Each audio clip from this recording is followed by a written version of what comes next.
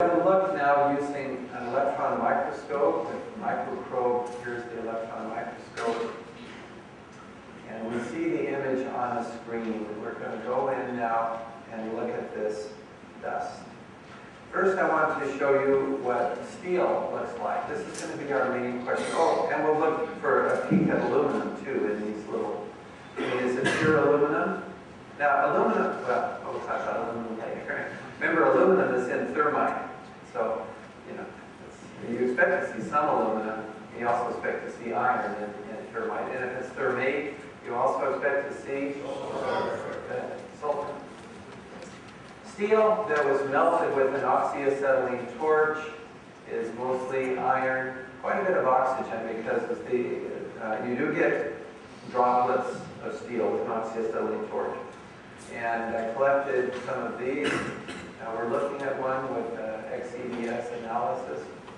And you see iron. That's the main peak here. A little bit of manganese, which is in steel. Here's another iron peak. So, see, iron gives you these peaks. Now, what is going on? What generates these peaks? Well, the electron goes into the material that you're analyzing, and it excites the atoms, gets them all revved up, and then they emit X-rays of a characteristic wavelength, or energy is what we're looking at here. And so it's like interrogating, asking, without damaging, by the way. The electrons go in, excite the atoms, and then individual elements will emit a characteristic pattern of X-rays. So with iron, you see these three peaks. And you say, aha, here's iron. And the analysis code then tells you approximately how much, about 60% in this one. A lot of oxygen because it flew through the air, and some carbon. The carbon, we have to be a little careful about. I put that in parentheses because I'm using carbon tape. These little spheres are adhering now to carbon tape. That's how I keep them from moving around. So carbon is not as reliable. There's a little carbon in steel, however. So this is a very simple pattern.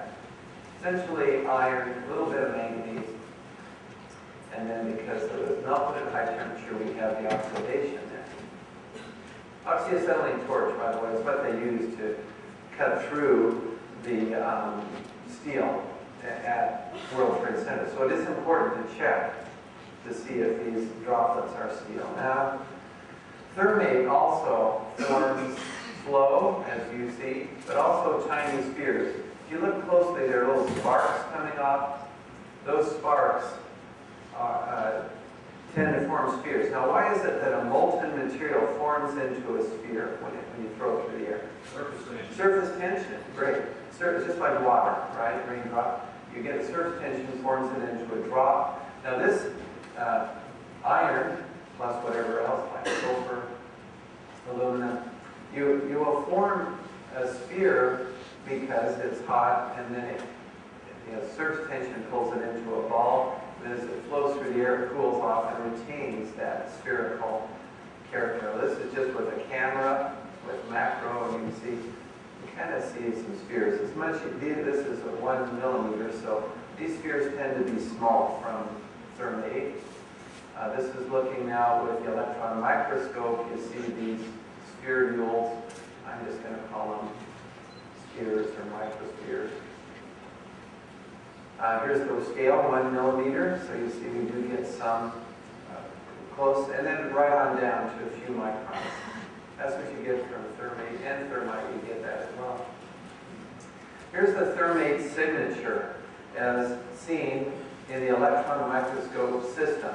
This is called an EDS plot, or XEDS, or EDX. A lot we use different terms, but I'm going to stick with XEDS. X-ray, this will be on the test also. X-ray, energy dispersive spectroscopy. Okay, so we're looking as a function of energy down here, KeV. But the important thing is the peaks. This is in thermate now.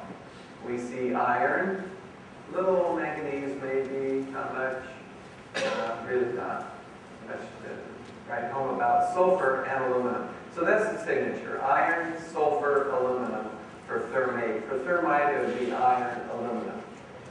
Now this is an unusual mix. You don't have that much aluminum, and certainly not that much sulfur in steel. Sulfur makes steel brittle. So, and as I pointed out, that steel sample, by the way, was from the World Trade Center. That was a little sample of steel that was left over from a monument, and we were able to get a small piece of that. You don't see the sulfur or aluminum there in these quantities, certainly in the World Trade Center steel. Now we're going to look at our first sphere from the World Trade Center dust. This sphere is the one that caught my eye. And there were actually 3 droplets that caught my eye. And I saw this in January. You know, I admit, I should have thought of this sooner. I'd seen thermite go off. I'd seen the little spheres that thermate makes when you do an experiment. We gathered some of those up. You know, I should have looked into dust sooner. But it took looking at the dust again in January, and I saw these 2 or 3 objects right there, big enough to see with my naked eye. It was like someone clubbing me over the head. Look at this stuff. Of course, I was very excited to see it. I thought, wow, I got to see what's inside this. Melted. That means it was molten at one point. It's got iron in there. That's very high temperatures, higher than the fires can reach. So what is inside this?